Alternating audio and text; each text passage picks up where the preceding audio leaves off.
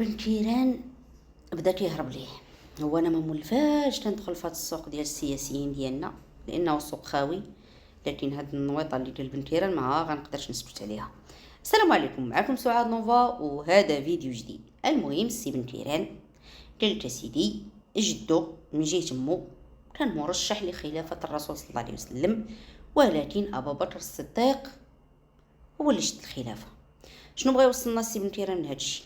واش زعما بغى يقول هو الرجل الثاني في المغرب بعد امير المؤمنين جلاله الملك محمد رسول الله اللي هو سليل الاشراف العلويين والسبط الرسول صلى الله عليه وسلم، ولا شنو بغى يقول بالضبط؟ شي صباح راه غيفيق ويقول لنا اجيو نديروا الخلافه وبيعوني انا ولا ما عرفت ليهم.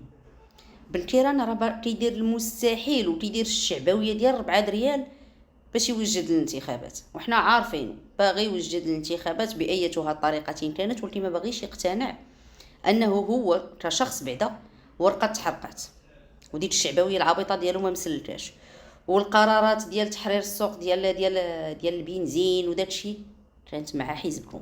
فالله يرحم بها الوالدين السيهم بن تيران، الا كنتي باغي تدخل الانتخابات ندخلها بشي برنامج انتخابي قوي اللي غيفيد هاد الشعب. ممكن هذا هو اللي كنعرف انا في المجال السياسي، تتوجد انتخابات، تتوجد واحد البرنامج انتخابي قوي، ماشي توجد لنا الخنقطيرات الخاويه وكان جدي وكانت عمتي وكانت خالتي.